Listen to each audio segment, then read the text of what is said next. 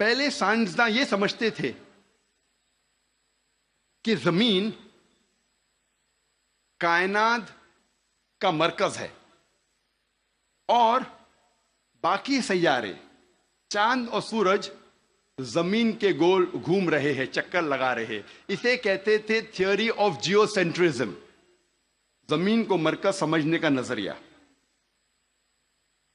اور یہ لوگ 2 صدی سے ٹولمی کے وقت سے مانتے تھے. 16ویں صدی تک، جب تک کوپرنیکس نے کہا کہ زمین کے گول چاند اور سیارے نہیں چکر لگا رہے ہیں، لیکن سورج کے گول زمین، چاند اور باقی سیارے چکر لگا رہے ہیں، گھوم رہے ہیں. اسے کہتے تھے ہیلیو سینٹرک تھیوری، مطلب سورج کا مرکز ہونے کا نظریہ.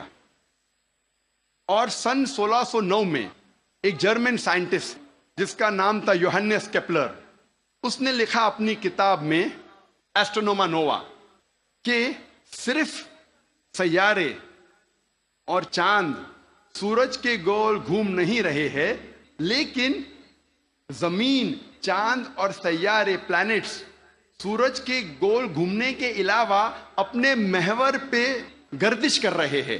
دے are rotating about their own axis.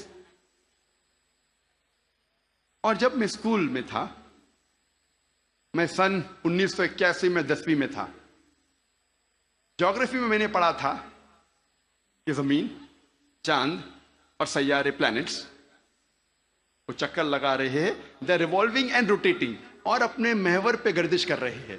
لیکن سورج اپنے محور پہ گردش نہیں کر رہا ہے. لیکن میں نے جب قرآن کی ایک آیت پڑھی، سورہ انبیاء، سورہ نمبر 21، آیت نمبر 33 میں اللہ سبحانہ وتعالیٰ فرماتے ہیں هو الذی خلق اللیل والنہار، اللہ سبحانہ و تعالیٰ نے رات اور دن بنایا.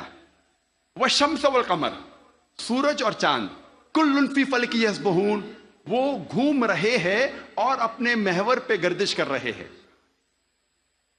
قرآن کا لفظ یہاں ہے یسبحون.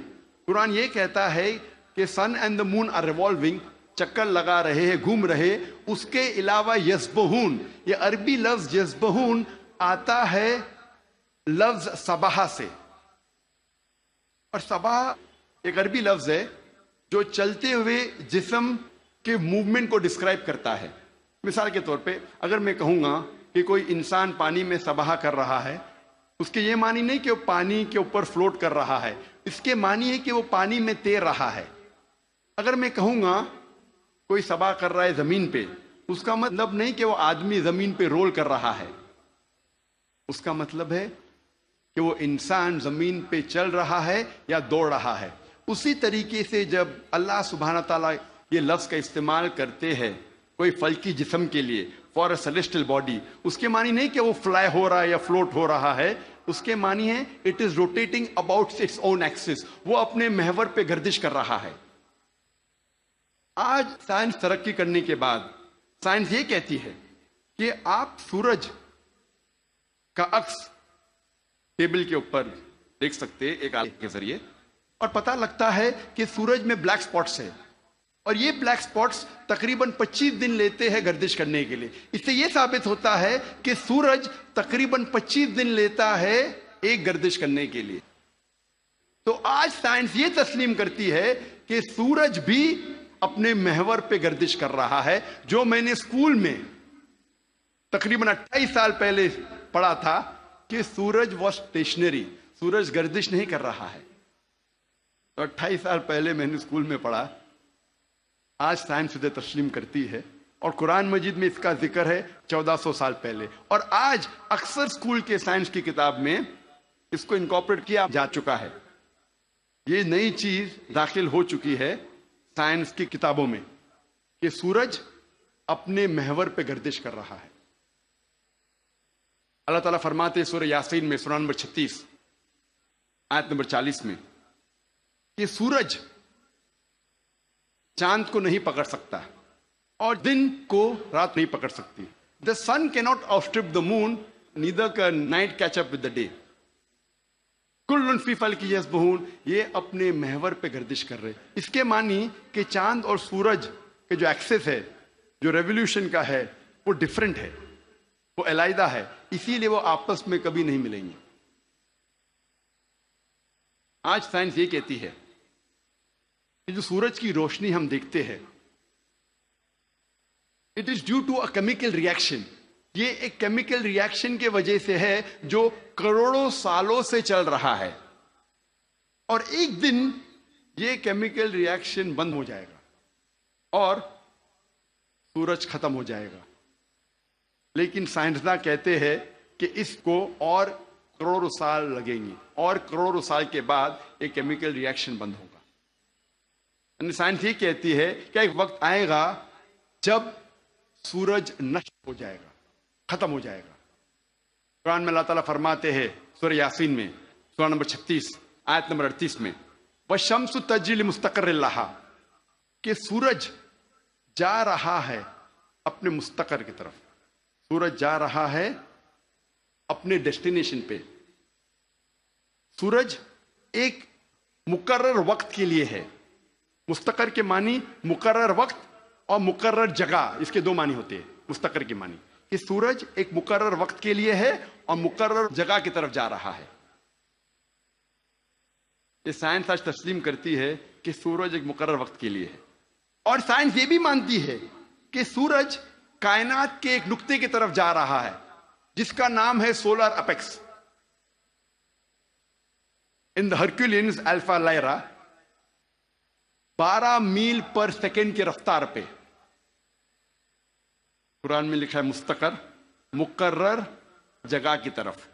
سائنس کہتی ہے دونوں معنی مستقر کے، مقرر جگہ اور مقرر وقت، دونوں الحمدللہ صحیح ہے.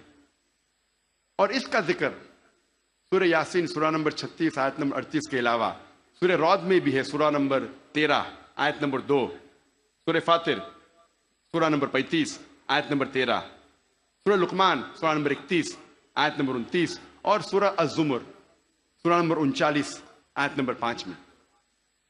سب جگہ کہا گیا ہے کہ سورج ایک مقرر وقت کے لیے ہے، ایک مقرر جگہ کی طرف جا رہا ہے. آج سائنس یہ کہتی ہے جو آسمان ہمارے زمین کے اوپر ہے، جسے ہم کہتے ہیں ایٹماسفیئر، وہ ایک محفوظ چھت کی طرح ہے. اور سائنسداں یہ کہتے ہیں کہ خطرناک rays like ultraviolet rays, X rays, یہ چھت، یہ ایٹماسفیئر ان خطرناک ریز کو زمین پہ آنے سے روکتا ہے، ورنہ زمین پہ جاندار چیز مٹ جائیں گی. قرآن میں اس کا ذکر ہے سورہ انبیاء میں سورہ نمبر 21 آیت نمبر 32 میں کہ اللہ سبحانہ و تعالیٰ نے آسمان کو ایک محفوظ چھت بنایا، a protected ceiling, a canopy well guarded.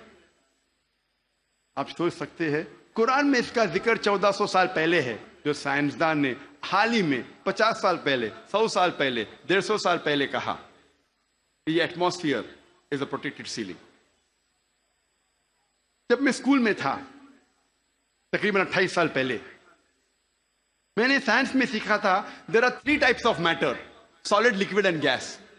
3 قسم کے مادہ تھے، سالڈ، لکوڈ اینڈ گیس. آج سائنس یہ کہتی ہے کہ 3 مادہ، 3 اسٹیٹس آف میٹر کے علاوہ اور بھی ہے. ہم پہلے یہ سمجھتے تھے کہ آرگنائز ایسٹرونومیکل سسٹمز کے باہر، آرگنائز فلکیات کے باہر خلا تھا، ویکیوم تھا. آج سائنس کہتی ہے کیا انٹرسٹیلر اسپیس، سیارے کے بیچ مادے کے پل ہے، برجز آف میٹر ہے، جسے آج ہم کہتے ہیں پلازما، جسے سائنسداں کہتے ہیں 4th اسٹیٹ آف میٹر. 4تھی قسم مادے کی آج سائنسداں کہتے ہیں پلازما ہے. قرآن میں اس کا ذکر 1400 سال پہلے ہے، سورہ فرقان میں سورہ نمبر 25 آیت نمبر 59 میں 59 میں کہ اللہ سبحانہ و تعالیٰ نے زمین اور آسمان کو بنایا اور اس کے بیچ میں ساری چیزیں بنائیں. مطلب زمین اور آسمان کے بیچ میں ویکیوم نہیں ہے. آج سائنس اسے کہتی ہے مادے کے پل، برجز آف میٹر، کہتی ہے پلازما ہے، 4th اسٹیٹ آف میٹر. اور اس کا ذکر سورہ فرقان سورہ نمبر 25 آیت نمبر 59 کے علاوہ سورہ ہجر میں سورہ نمبر 15 آیت نمبر 85 میں، سورہ سجدہ سورہ نمبر 32 آیت نمبر 4 میں، سورہ صفات سورہ نمبر 37 آیت نمبر 5 اور سورہ احقاف سورہ نمبر 46 آیت نمبر 3 میں کئی جگہ لکھا ہے کہ اللہ سبحانہ و تعالیٰ نے زمین اور آسمان بنائے اور اس کے بیچ میں ساری چیزیں. Talking about the fourth state of matter plasma. ایک مشہور سائنٹسٹ جس کا نام ایڈوین ہبل ہے، اس نے کہا تھا کہ کائنات پھیل رہی ہے، دا یونیورس از ایکسپینڈنگ. اور قرآن میں اللہ تعالیٰ فرماتے ہیں سورہ ذاریات میں سورہ نمبر 51 آیت نمبر 47 آیت نمبر 47 میں کہ ہم نے یہ کائنات بنائی پھیلتی ہوئی. عربی لفظ مؤسیونا، پھیلنا. اور آج سائنس اس کو تسلیم کرتی ہے کہ ہماری کائنات پھیل رہی ہے. our universe is expanding. کئی دشمن اسلام یہ کہیں گے، جو کرٹکس آف اسلام یہ کہیں گے کہ قرآن مجید میں فلکیات کا ذکر ہونا کوئی عجوبہ نہیں، نتھنگ گریٹ، کوئی بڑی بات نہیں ہے کہ قرآن مجید میں فلکیات کا ذکر ہے، کیونکہ عرب فلکیات میں ماہر تھے. میں اس بات کو مانتا ہوں کہ عرب فلکیات میں ماہر تھے، لیکن ان سے یہ کہنا چاہتا ہوں کہ قرآن مجید نازل ہونے کے بعد کچھ صدی بعد عرب فلکیات کے میدان میں ماہر بنے. تو قرآن مجید سے عرب نے فلکیات سیکھا، نہ کہ الٹا. وآخر دعوانا الحمدللہ رب العالمین.